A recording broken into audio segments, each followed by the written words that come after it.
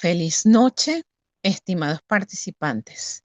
Les doy la más cordial bienvenida a este cuarto y último encuentro síncrono del trimestre 2026-1, donde conoceremos el tercer núcleo temático de la unidad curricular Teoría de los Tratamientos 2, el cual constituye un espacio de aprendizaje donde se conocerá el diseño de planes de intervención para el abordaje de los trastornos clínicos asociados a la adultez y adultez mayor. En esta oportunidad, comenzaré el encuentro síncrono de manera diferente con la siguiente frase de reflexión. Para ser terapeuta, primero se debe haber sido paciente. Quiero compartir con ustedes además otras consideraciones. La terapia nunca debe comenzar antes del que el terapeuta sepa para qué sirve o para qué se realiza. Y esta es una frase del psicoanalista Otto Kemper. La importancia de que un psicólogo terapeuta obtenga su propia terapia personal no se trata solo de abordar el neuroticismo y la patología.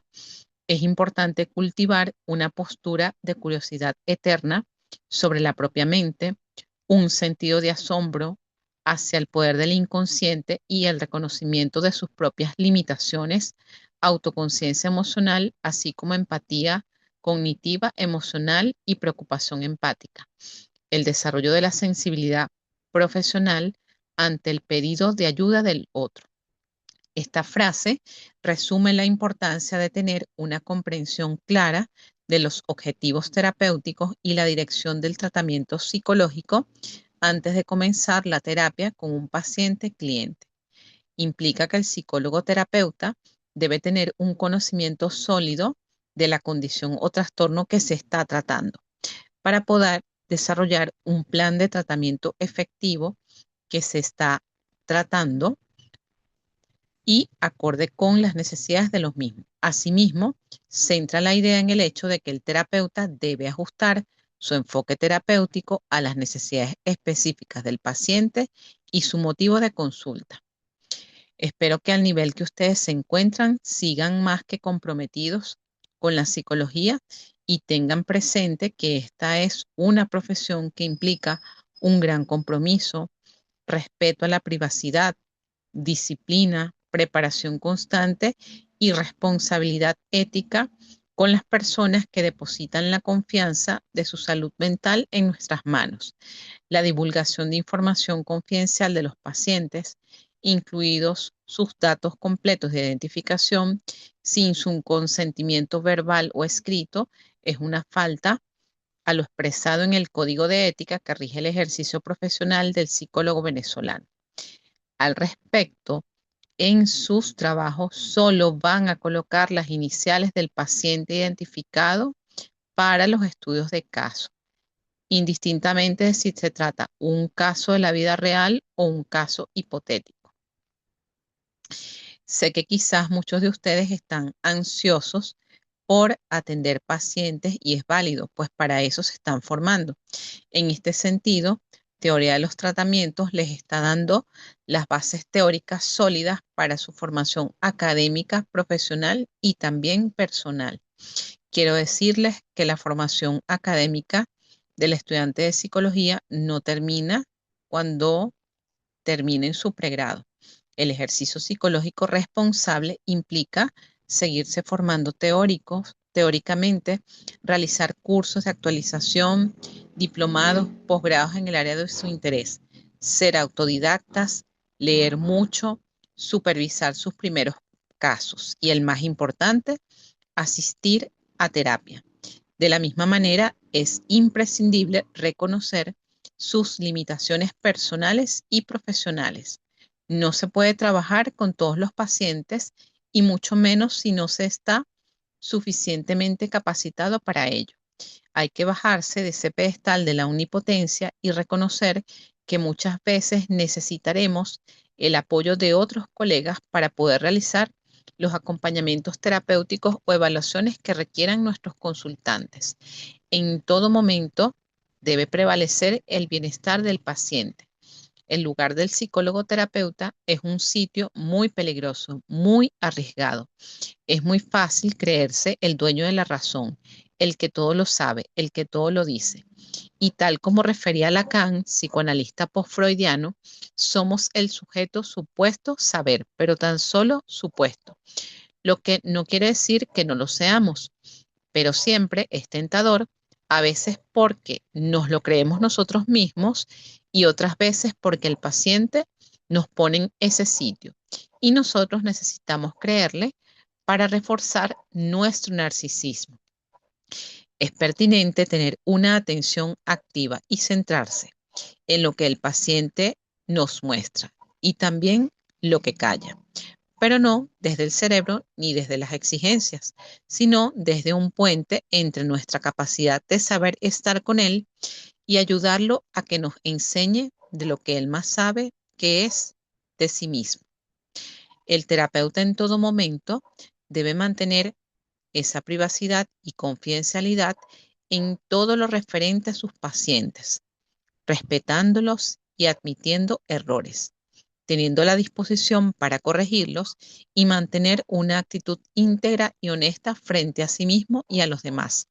Por otra parte, el terapeuta debe estar abierto al aprendizaje y con disposición para superar sus propias situaciones personales y laborales con objetividad, además de actuar como un profesional integral ante diversas situaciones que requieran su abordaje óptimo. Un buen terapeuta debe construirse y reunir una gran cantidad de características que podrían enmarcarse de manera general en vocación de servicio, sensibilidad, equilibrio emocional y adecuada formación técnica, además de procurarse, como ya les señalé, un proceso de terapia personal y supervisar sus casos, en especial en los primeros años de su ejercicio profesional como psicólogo.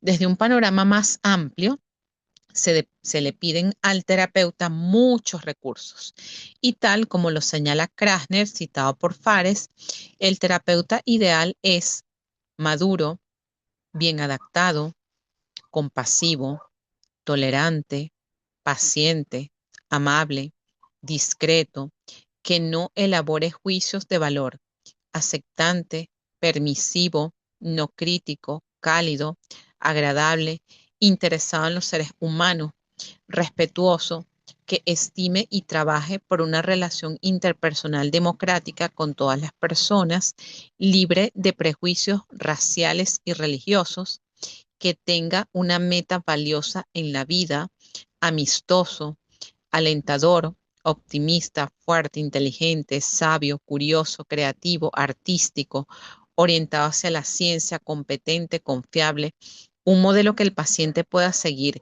lleno de recursos, sensible en términos emocionales, consciente acerca de sí mismo, perspicaz acerca de sus propios problemas, espontáneo, con sentido del humor, que se sienta seguro de su persona, maduro acerca del sexo, que crezca y madure de las experiencias vitales, que tenga alta tolerancia ante la frustración, confiado en sí mismo, relajado, objetivo, autoanalítico, consciente de sus prejuicios, no servil, humilde, escéptico, pero no pesimista o modesto, del cual se pueda depender, consistente, abierto, honesto, franco, con gran preparación técnica, dedicado en un sentido profesional y encantador. Estas características ideales suponen la idea de un terapeuta perfecto, entre comillas. En este sentido, rescato la importancia de convertirse en un buen terapeuta que sea capaz de lograr el óptimo desarrollo de su rol como profesional. El psicólogo en su rol del terapeuta en el espacio de intervención debe procurar mostrarse equilibrado, es decir, con una adecuada gestión de sus emociones y acciones, desarrollar la creatividad construyendo los recursos esenciales para las intervenciones, realizando acciones innovadoras, buscando alternativas y enfoques que faciliten el desarrollo integral del paciente. Es importante desde lo ético mantener la constante actualización a través de las lecturas especializadas, asistencia a seminarios y congresos que fortalezcan el ejercicio profesional. Difícilmente la formación en psicología termina, ya que la dinámica activa del ser humano, los cambios sociales, económicos, tecnológicos, sobre todo ahora que tenemos la incorporación de la IA, los avances médicos hacen que existan nuevos descubrimientos y maneras de percibir al mundo. En este sentido, el psicólogo debe procurar ir a la par de dichos procesos. Los terapeutas que no se actualizan o dejan de supervisar tienden a desarrollar una cristalización en sus creencias que les hace repetir errores de manera frecuente y los lleva a actuar como consejero. En este orden de ideas es que se hace necesario hacer lo que es la supervisión de casos.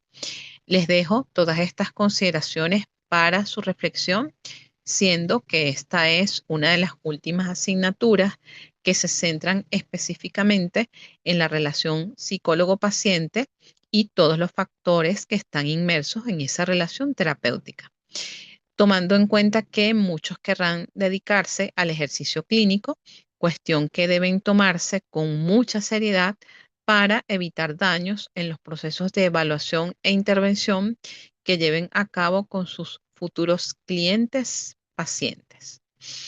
A continuación voy a explicar los detalles de la actividad sumativa 4 que para esta última unidad se seleccionó como estrategia de evaluación la realización de un trabajo práctico psicológico. Esta actividad tiene como fecha de entrega la semana 10, es decir, desde el lunes 23 de marzo hasta el domingo 29 de marzo, siendo la fecha límite para esta última entrega el día martes 31 de marzo, que además coincide con la Semana Santa. Este encuentro es oportuno para informar que aún se encuentran en proceso de revisión, retroalimentación y calificación la actividad sumativa 3, que consistió en la realización de una revista. Por otra parte, es importante que también tengan presente que a partir de la semana 10 también inicia el periodo de solicitud de la prueba remedial. Y esto comprende el periodo desde el 23 de marzo, que es semana 10, hasta el viernes 3 de abril, que es semana 11, que en caso de solicitarla, el estudiante debe cumplir varios requisitos, siendo el principal que el estudiante debe haber entregado obligatoriamente las 4 actividades sumativas, así como tener una calificación mínima para que esta solicitud sea autorizada. Y esta puntuación debe estar entre 38 y 56 puntos. La aprobación al derecho de esta actividad remedial es realizada por la coordinación del área, no la hacemos los tutores y es tramitada por ustedes a través de la zona estudiante. Ahora bien, entrando en lo que es la explicación de la actividad sumativa 4, que la estrategia práctica a desarrollar ya es este trabajo evaluará la unidad 3. Esta unidad 3 ya la acabo de describir, es el diseño de los planes de intervención para el abordaje de los trastornos clínicos asociados a la adultez y adultez mayor. En este sentido, la actividad consiste en la realización de un trabajo práctico psicológico. En este trabajo práctico psicológico, ustedes tendrán la oportunidad de desarrollar su plan de tratamiento en base al manejo de la estructura y planificación de estrategias de tratamiento para el abordaje de trastornos emocionales, de la ingesta o de los trastornos de la conducta alimentaria, las fobias, duelos, familias y cuidadores de personas con trastornos orgánicos o residuales. Fundamentados en los contenidos programáticos del núcleo temático 3, van a diseñar su plan de intervención. Van a realizar este trabajo práctico donde van a desarrollar un protocolo de tratamiento para un adulto o adulto mayor. que presente un trastorno depresivo o un trastorno de ansiedad o un trastorno de la conducta alimentaria o duelo migratorio por muerte o por muerte familiar significativo, un paciente con enfermedades crónicas o terminales y un trastorno neurocognitivo. Puede ser un caso real o un caso hipotético. Y este protocolo de tratamiento lo van a realizar según algunos de los enfoques vistos en las unidades 1 y 2. Y este trabajo debe contener los siguientes elementos.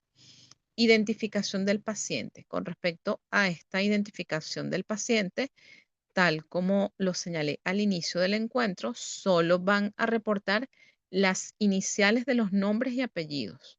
No me quiero encontrar con trabajos que, aunque sea un caso hipotético, Pedro Pérez, no. Van a señalar las iniciales de los nombres y apellidos.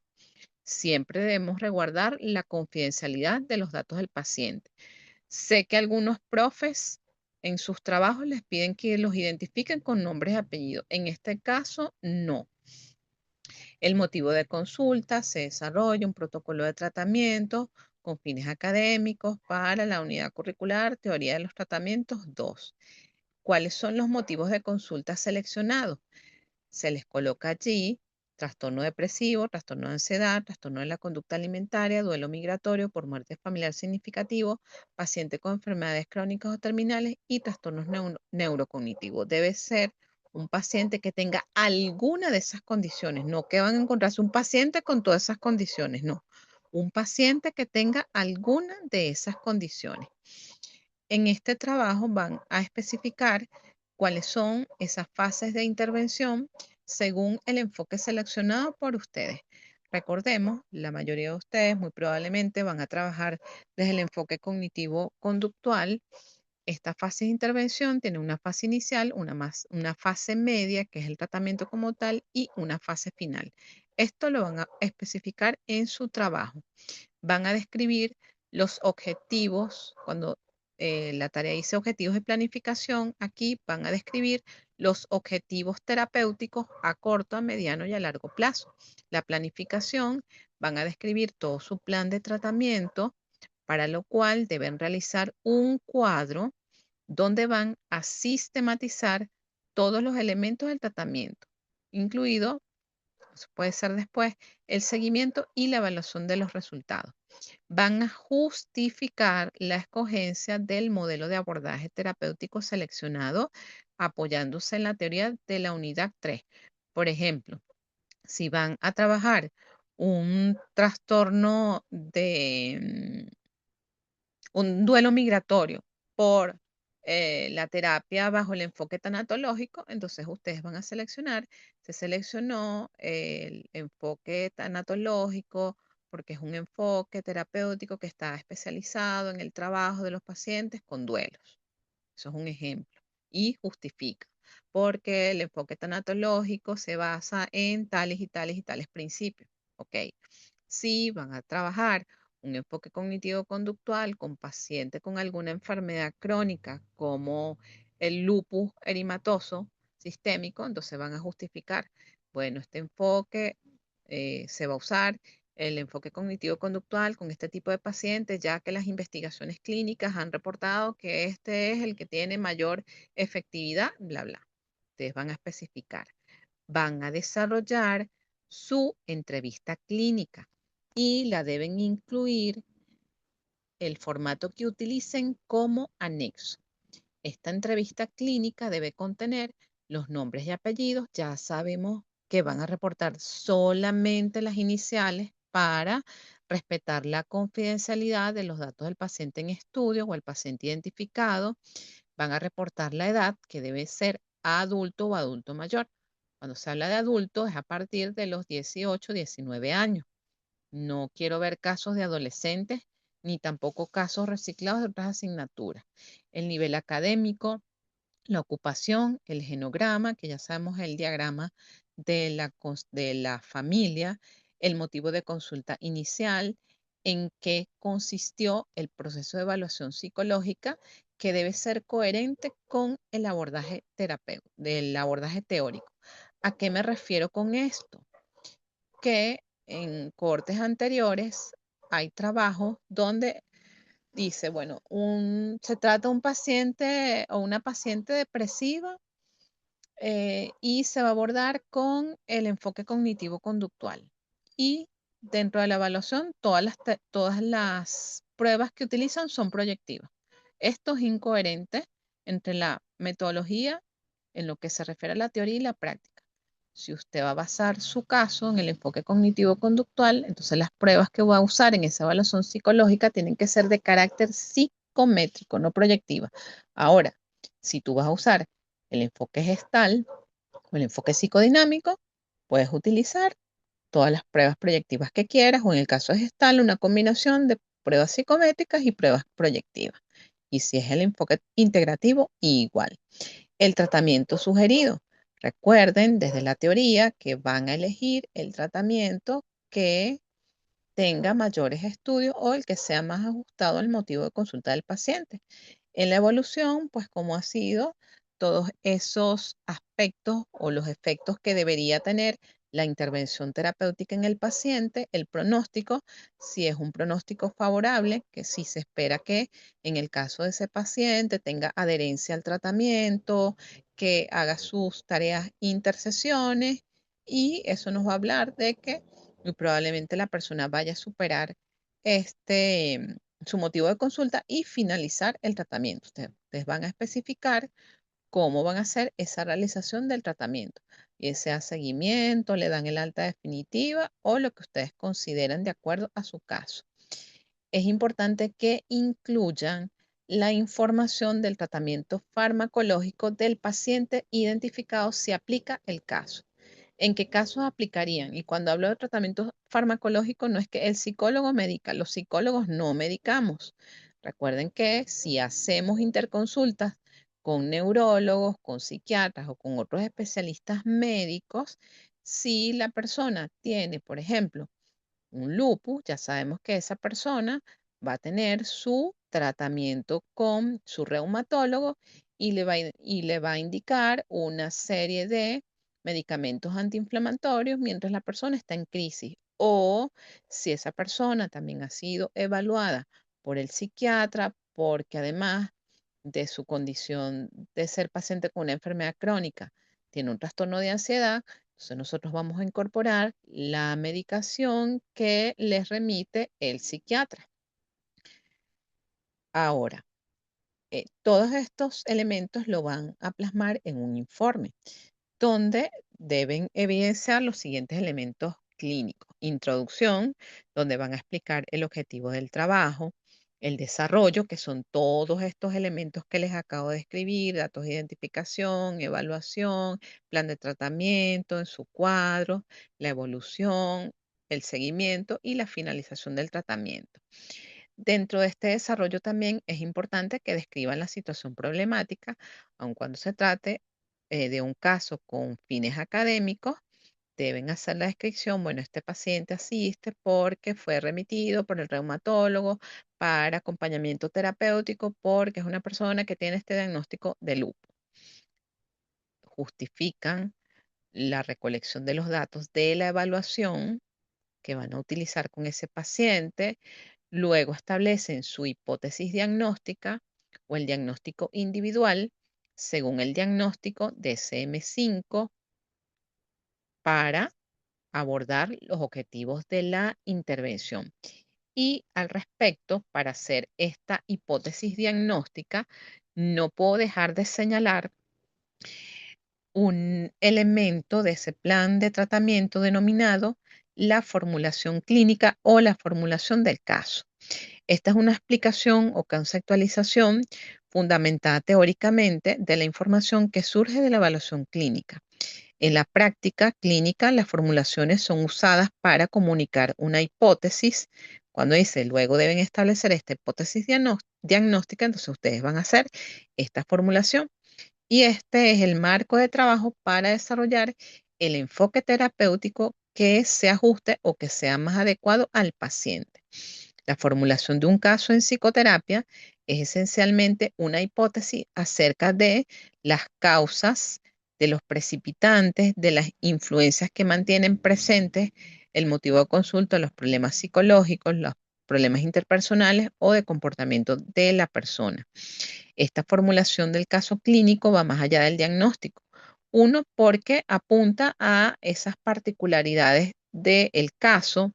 Otro, porque incluye la perspectiva teórica y la perspectiva técnica del tratamiento y que busca anticipar los factores que están influyendo en la respuesta al tratamiento y por tanto va a orientar sobre la mejor forma de realizar, posibilita revisar las metas terapéuticas iniciales en función de los resultados obtenidos. ¿Qué incluye esa formulación del caso clínico? Son 4 elementos. Primero, lo que tiene que ver con los aspectos diagnósticos. En esos aspectos diagnósticos, ustedes van a responderse a las preguntas. ¿Qué le pasa al paciente? Bueno, este paciente asiste porque fue remitido por su paciente, por su médico reumatólogo. ¿Por qué necesita ayuda?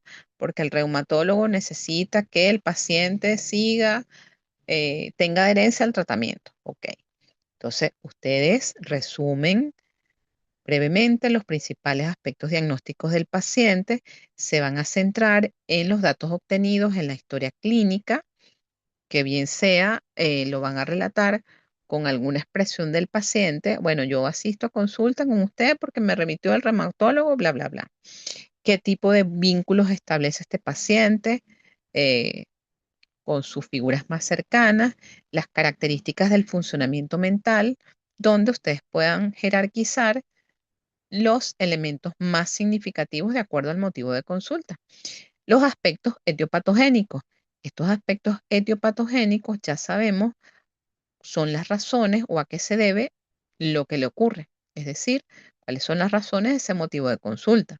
Van a identificar los factores precipitantes, los factores que perpetúan ese problema o ese comportamiento, los factores predisponentes y los factores protectores. Esta distinción, que usualmente es jerarquizada desde el enfoque cognitivo-conductual, resulta muy útil y no difiere de la que plantean otras corrientes terapéuticas. Entonces, esto lo van a usar para todos los casos. Los aspectos terapéuticos. Esto implica el tratamiento ya como tal. Cómo proponen ese tratamiento en lo que respecta a la psicoterapia propiamente y si se requiere tratamiento farmacológico, es importante en ese cuadro especificar los focos del tratamiento en relación con los factores que generan o mantienen el sufrimiento del paciente. Van a señalar los aspectos favorables y los posibles obstáculos que pueden surgir para alcanzar las expectativas de la terapia planteada. Y el último aspecto es de la evolución.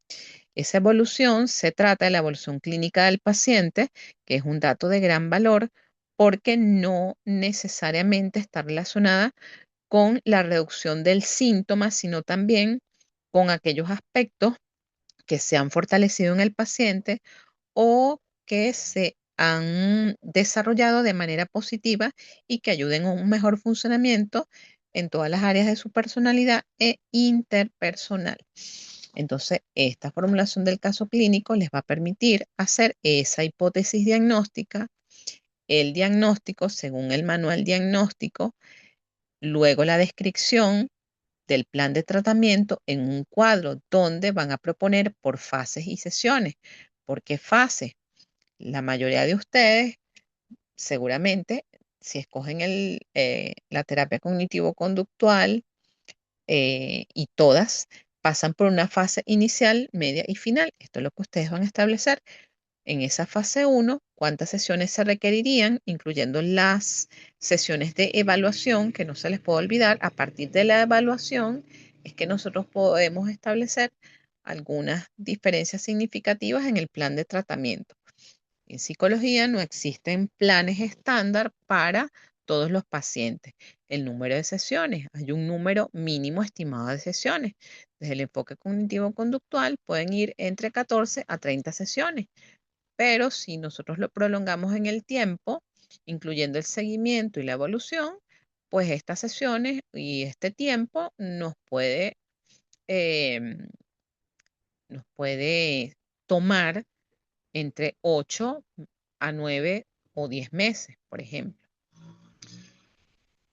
Otro de los elementos es que deben especificar cuáles son las estrategias o las técnicas o herramientas terapéuticas que van a aplicar según el enfoque teórico utilizado y luego van a irse a las conclusiones. En estas conclusiones ustedes van a describir cuáles fueron los aprendizajes de haber realizado este trabajo. Esto deben plasmarlo todos en un documento de Word, no en presentación, no en Canva, en un documento de Word con la identificación adecuada que contenga la portada institucional. Portada institucional, ya sabemos, no lleva nada de dibujo, lleva todas unas particularidades, los nombres y apellidos completos de ustedes y la sección a la que pertenece. También es importante que al final describan las referencias bibliográficas utilizadas. ¿Cuáles son las referencias bibliográficas utilizadas? Aparte de los manuales que yo les estoy suministrando, pueden buscarse dentro de las revistas especializadas en el área de psicoterapia, bueno, abordaje psicológico de los pacientes con enfermedades autoinmunes, que fue publicado en la revista de Psicoterapia tal. Entonces, esa es su referencia bibliográfica. Este, este trabajo lo van a incorporar, pueden ser en formato Word, en formato PDF preferiblemente. Van a utilizar como anexos las pruebas psicológicas, en el caso de que hagan un caso real, las mismas van a ir como anexos, al igual que el formato de la entrevista que van a usar, la entrevista clínica que ustedes van a diseñar. El caso puede ser real, pero también puede ser hipotético y puede ser cualquier caso de los que se especifican a continuación. Por los trastornos depresivos pueden incluir bien sea un caso de depresión leve o una depresión mayor o una distimia o trastorno depresivo persistente. En el caso de los trastornos de ansiedad, ansiedad generalizada, episodios de pánico o las fobias específicas. Trastorno de la conducta alimentaria, algún caso de anorexia o de bulimia, de atracones o pica. En el caso del duelo o duelo migratorio o por muerte de un familiar significativo, pacientes con enfermedades crónicas o terminales, diabetes, cáncer, lupus, VIH y los trastornos neurocognitivos, que ya sabemos que aquí están las demencias. Finalmente, en esa fase del plan, la fase de evaluación del plan de tratamiento, van a incorporar, que es la evolución y la finalización del tratamiento, van a incorporar los cambios observados o lo que se debería observar y establecer cuáles serían los objetivos que se van a lograr o esas metas establecidas. Los invito a que revisen un artículo denominado La formulación clínica del caso, su valor para la práctica clínica. Este es un artículo de Bernardi alojado en la revista de Psiquiatría del Uruguay en el año 2014. Ahora, ¿cuáles son los aspectos o las disposiciones de forma de esta tarea? Los resultados van a comunicarla por escrito, debe tener su portada institucional, el desarrollo, que es decir, todas las consideraciones del plan de tratamiento, evaluación, pronóstico, de 10 a 15 páginas. Es una, es una extensión bastante amplia. Si se pasasen un poquito, no hay ningún problema, pero tampoco como 30 páginas. Todo el texto está escrito en letra Arial 12 con un interlineado de espacio y medio en formato institucional, ya saben, 4 centímetros el superior izquierdo, 3 centímetros el derecho e inferior. Los criterios formales de evaluación, la introducción, donde ustedes van a explicar cuál es el objetivo de este trabajo, la descripción de la situación problemática, que aquí van a considerar pues todos estos aspectos que tienen que ver con el diagnóstico, la identificación de los aspectos patogénicos. Propuesta de solución y plan de evaluación es todo lo que compete al plan de tratamiento y la reflexión sobre el aprendizaje. Aquí sí son las conclusiones y la redacción y la ortografía. Esta tarea entonces se entrega en la semana 10, que va desde el lunes 23 de marzo hasta el domingo 29 de marzo, siendo la fecha límite para esta última entrega el martes 31 de marzo. Ahora, es importante hacer algunas otras consideraciones de carácter teórico para que ustedes vayan ubicándose en lo que es el contexto de la tarea. Los diferentes enfoques de tratamiento que hemos visto deben comenzar con la realización de una buena historia clínica, seleccionar los problemas específicos de tratamiento y decidir un plan de acción claro y concreto de acuerdo al enfoque teórico a fin del profesional, que es lo que ustedes van a hacer esta tarea. La aplicación de la terapia psicológica debe basarse en el empleo de técnicas de eficacia, efectividad y eficiencia probadas mediante estudios científicos. Es importante que las técnicas estén probadas para el problema específico en el que se aplica. Si nosotros nos vamos a el primer enfoque, que es el cognitivo-conductual, este tiene como central promover cambios en la conducta de las personas utilizando una serie de técnicas para lograr el incremento de las conductas adaptativas y disminuir la frecuencia de las conductas desadaptativas.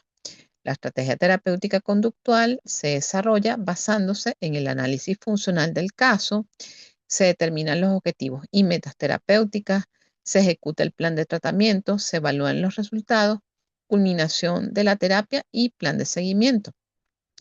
Eh, esta terapia conductual comienza primero mediante ese proceso diagnóstico denominado análisis funcional. Y este análisis funcional consiste en determinar el problema presentado y se describe en base a categorías conductuales operativas, donde se identifican cuáles son las conductas manifiestas, cuáles son las conductas encubiertas, que por lo general em, están clasificadas como cogniciones o pensamientos, emociones y conductas. También se determinan esas variables que mantienen esa conducta, las organímicas que tienen que ver con las del propio individuo, las del medio, con esos factores externos que mantienen la conducta, los antecedentes estimulares y las contingencias de refuerzo. Los objetivos terapéuticos de manera general van a depender de la valoración previa que se haga del individuo, es decir, de la evaluación, así como del marco conceptual en el que se basan las técnicas terapéuticas psicológicas utilizadas. Ya sabemos que si es desde el enfoque puramente conductual, va a ser modificar la funcionalidad de la conducta, y si es desde el enfoque puramente cognitivo, modificar y flexibilizar esquemas de pensamiento. El quehacer del terapeuta parte en principio de esa relación, de esa realización, perdón, de un proceso de psicodiagnóstico o evaluación psicológica, el cual va a constituirse en la guía y lo ayuda a ser más preciso, discriminativo y coherente en la comprensión particular de cada uno de sus pacientes. Por eso que es importante que haya coherencia entre las técnicas psicológicas empleadas y lo que es el enfoque a hacer ese plan de tratamiento. Las metas de la intervención van a adecuarse a la realidad del paciente. Es necesario tener una hipótesis específica de lo que le sucede al paciente, que ya saben, esta hipótesis la van a hacer a través de esa formulación del caso clínico. Todas las técnicas de terapia se deben adaptar al paciente y a la situación. Con respecto al progreso del paciente, Santa Cruz, que es un autor que ha trabajado con los protocolos de intervención clínica psicológica, en su, en su propuesta de protocolo general de intervención clínica en psicología, refiere que todo programa de intervención ha de especificar con la mayor claridad posible cuáles son los objetivos e identificar con qué procedimientos y técnicas se tratarán de alcanzar. El mismo autor refiere una serie de preguntas claves para evaluar el progreso del paciente, que en caso de ser afirmativa, la respuesta indica las pautas a seguir. Uno, el cliente. Cuando hablo de cliente, porque usualmente desde el enfoque cognitivo-conductual se le llama cliente al paciente. El cliente acepta el plan de tratamiento, los objetivos a corto y largo plazo, los criterios de resolución de cada uno de los objetivos. Si es sí, proceda secuencial o simultáneamente con cada objetivo de acuerdo con el plan de tratamiento. Hay que registrar los objetivos planteados en cada sesión, así como los procedimientos y técnicas para lograrlo.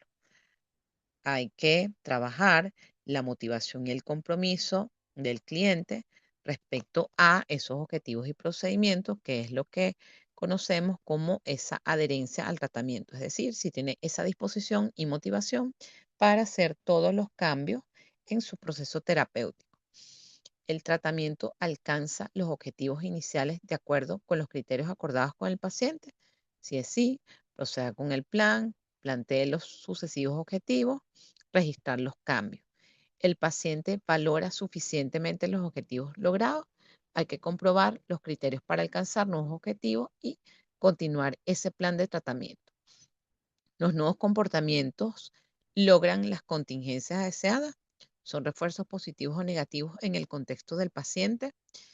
Estos comportamientos que logran los objetivos de tratamiento se mantendrán de manera estable solo si están reportados regularmente por el propio contexto, independientemente de la acción del terapeuta.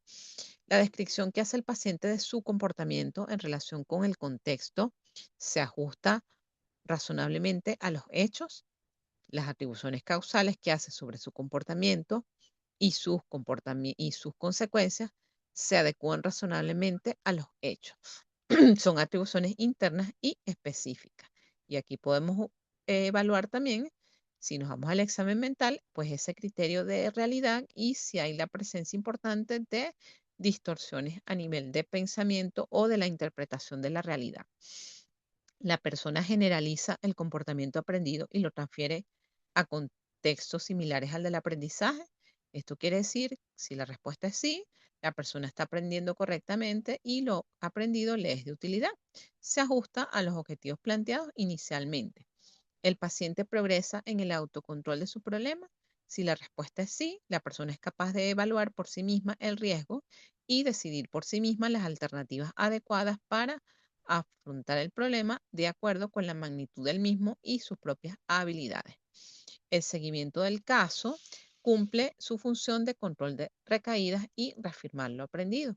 Recuérdense considerar dentro de su plan de tratamiento trabajar el aspecto de las recaídas, que casi siempre es una constante en todos los procesos terapéuticos y se debe incluir dentro de su abordaje. En este caso, ya para el seguimiento, se deben haber espaciado progresivamente las sesiones. Cuando nosotros hablamos del espaciado progresivo, porque idealmente en esa primera fase inicial y media, las sesiones deben tener mayor frecuencia y deben ser seguidas, deben tener una frecuencia preferiblemente semanal, máximo quincenal, pero ya cuando estamos en fase de seguimiento, estas sesiones pueden ser una vez al mes o cada 21 días. Hay que seguir especificando las tareas de cada sesión, reforzar el afrontamiento del problema, se revisa el procedimiento en caso de recaída y si es el caso, pues proponer el final del tratamiento si ya se han cubierto todos los objetivos terapéuticos. Se han fijado los criterios de finalización del caso. Si es así, se revisan las quejas y malestar del cliente respecto a los objetivos durante el tratamiento, respecto a la generalización y autocontrol de lo aprendido durante el tratamiento y el seguimiento. Con respecto al fin del tratamiento terapéutico, la razón fundamental por la que se sugiere un tratamiento por objetivo es precisamente para evaluar su eficacia. Si ya se cumplieron los objetivos y fue eficaz, pues se da fin al proceso terapéutico. Finalmente, se debe realizar la fase de evaluación del plan de intervención. Usualmente, para finalizar, se concluiría realizando nuevamente la revisión de los objetivos o preferiblemente evaluando o aplicando las mismas pruebas que aplicamos inicialmente. Se van a incorporar los cambios observados, se revisan los objetivos logrados y ponemos fin a este tratamiento. Con esta explicación damos por culminada esta cuarta actividad síncrona. Recuerden que si no les surgen dudas en este momento, si tienen dudas de la tarea inquietudes, planteamientos, reflexiones de los materiales, también me pueden contactar a través del foro de dudas o a través de la mensajería del aula virtual, que a la brevedad posible les respondo. Para mí fue un gusto haberles acompañado como tutora este trimestre. Espero que todas las cosas que aprendieron les haya sido de mucho provecho. Este es el momento para plantear sus inquietudes, preguntas, reflexiones. Pueden hacer uso del chat, pueden hacer el uso del micrófono.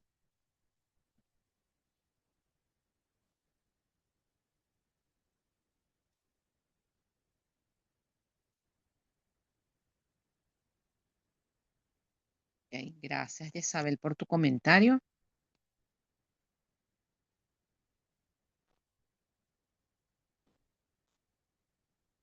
Hola, buenas noches, profesora. Ajá, buenas noches. Todo bien por ahora. Bueno, la pregunta que tenía al leer la actividad, bueno, ya usted habló que era solo un trastorno pues, que se iba a tomar allí, que pueda Ujú, presentar el paciente. Y bueno, esa era la única que tenía y por aquí tengo unas anotaciones, pero creo que cuando vaya viendo la actividad bien y desarrollando un poco, allí podré escribir. ok, perfecto. De todas maneras, claro, ahorita que haces eso y estoy revisando aquí mi material, cuando vayan a hacer ese cuadro, pues por fases, entonces en la fase inicial van a especificar o pueden especificar cuáles son esos instrumentos de evaluación, su hipótesis diagnóstica y su diagnóstico de acuerdo a los manuales diagnósticos. En la fase media, describen esa intervención que van a seleccionar, programan sus actividades, la asignación de tareas, selección de estrategias, objetivos, metas, contrato terapéutico que debe incluir el tiempo, el número de sesiones y el pronóstico. Cuando se habla en los planes de tratamiento, debemos ser lo más específicos posible. Entonces, cuando describan esos objetivos terapéuticos, van a escribir los de corto plazo y los de largo plazo. Y si tienen de mediano, igual. Pueden especificar cuando les hablo de hacer la argumentación de cuál es el enfoque o metodología escogido, pues van a decir, bueno, voy a abordar este caso a través de la terapia cognitivo-conductual o el enfoque psicodinámico, el enfoque humanista y hacen su justificación. Es importante especificar la frecuencia. Cuando hablo de frecuencia es, como les indiqué, si es semanal, si es quincenal, si es una vez al mes, si es cada 2 meses o cada 3 meses.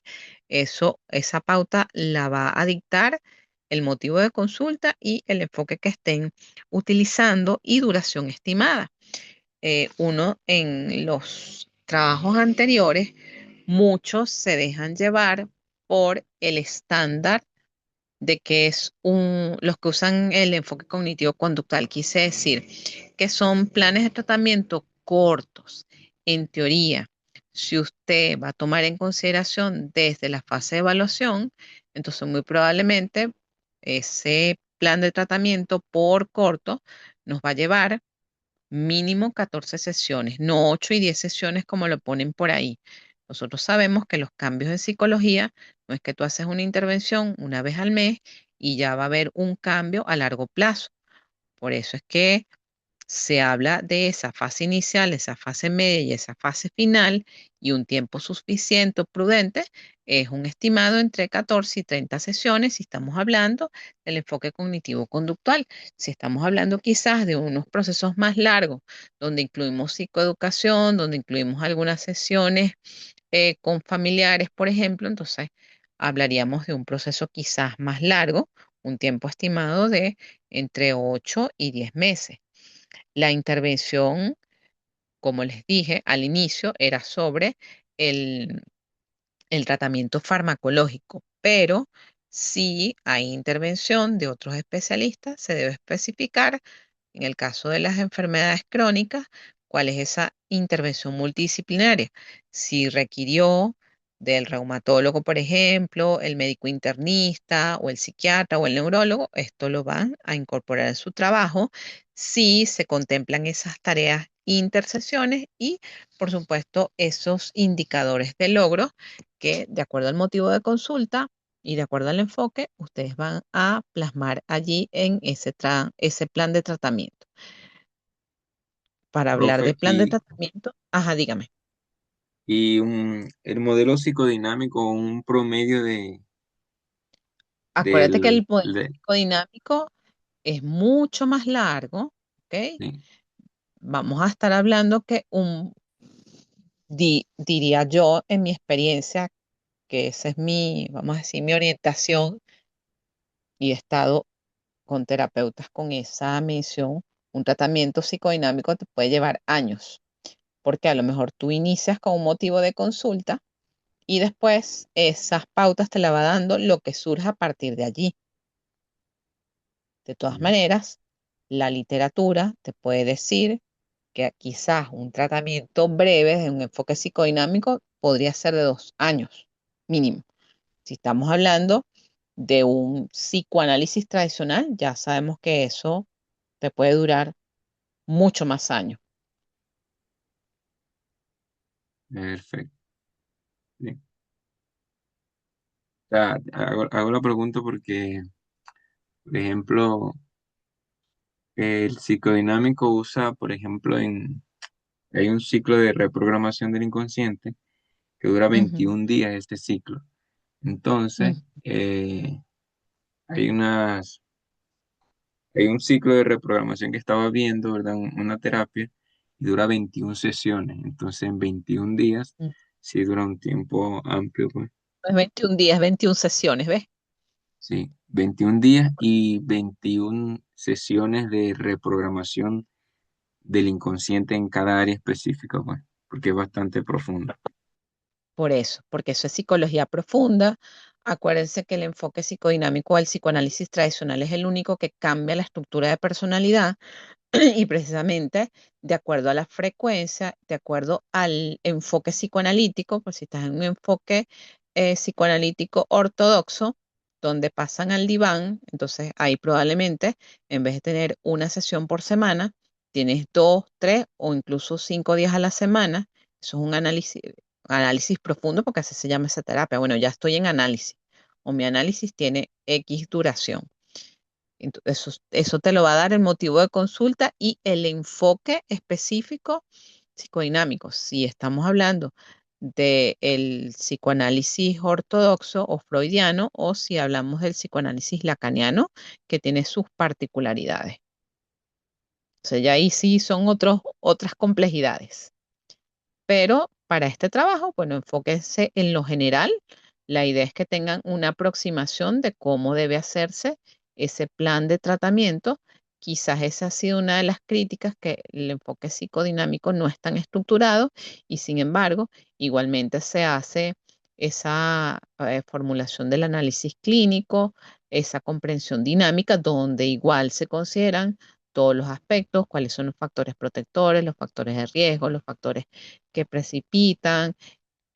Para eso revisamos la historia, en este caso, cuáles son los mecanismos de defensa, cómo está estructurado ese yo, cuáles son las defensas que utiliza con mayor frecuencia este paciente, utiliza unos mecanismos de defensa más primitivos, más sofisticados, depende del motivo de consulta y de acuerdo a la estructura de personalidad. Bueno, si estamos hablando de una neurosis histérica, una obsesiva, tiene cada una sus particularidades, pero no entramos en esta asignatura en esas profundidades, sino como en los aspectos más generales, ¿ok? ¿Alguna Ok, otra duda, perfecto.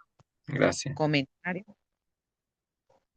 Bueno, y siempre diré que además se los he dicho a otros estudiantes en otros grupos, el enfoque psicodinámico no es para todo el mundo, es un enfoque, aquí sí voy a emitir un juicio, es para gente de alto nivel intelectual, porque no todo, ay, gracias, Isabel, no todos los pacientes sirven para este tipo de enfoque.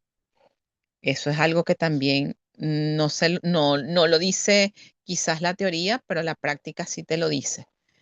Quizás no es un enfoque que está diseñado para todo el mundo, el tener esa constancia y esa disciplina para estar en un proceso analítico durante tantos años.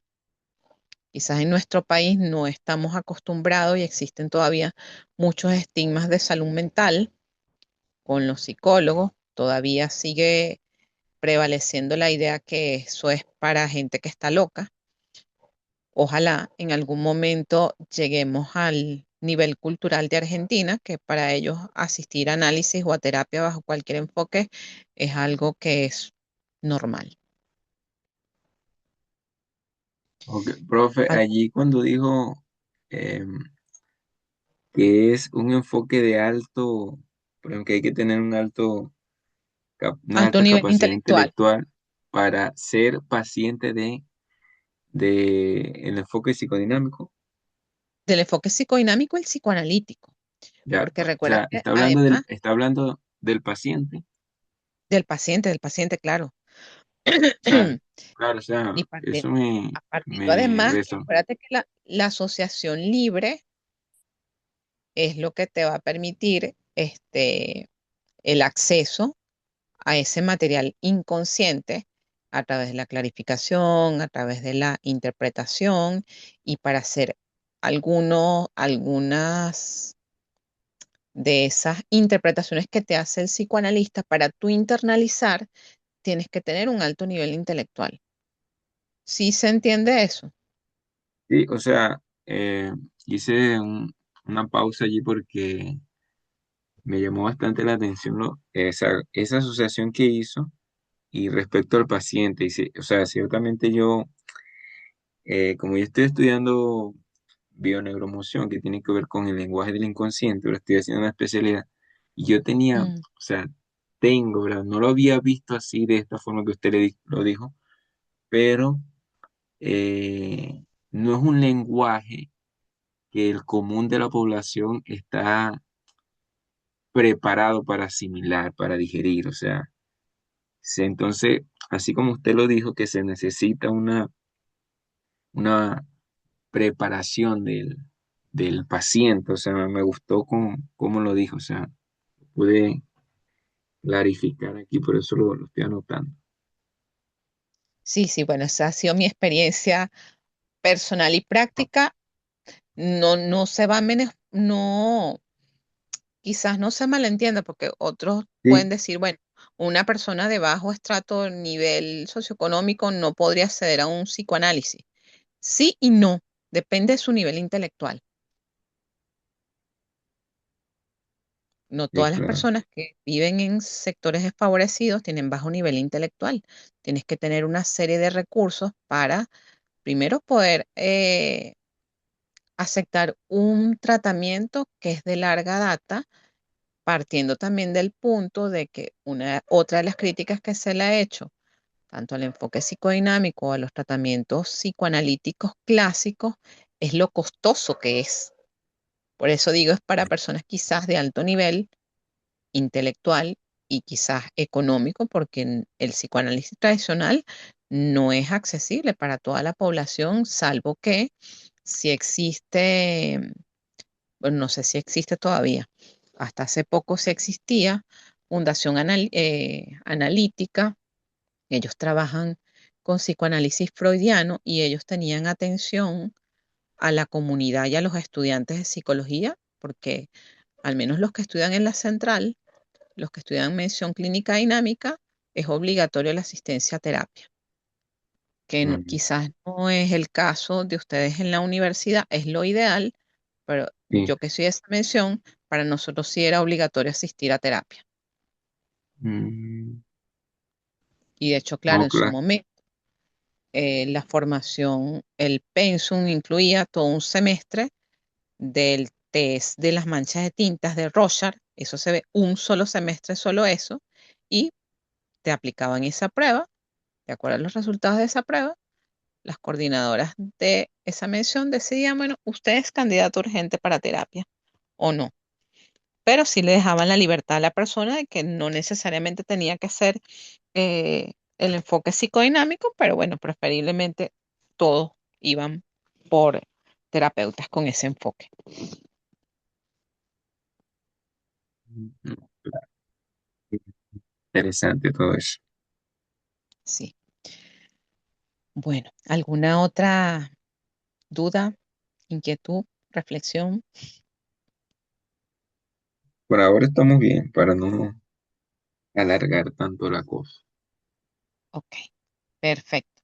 Bueno, que tengan buenas noches, éxito en sus trabajos para el resto de la carrera. Espero que hayan disfrutado mucho estas clases y que tengan buenas noches y gracias por su asistencia y participación. Ok, muchas gracias.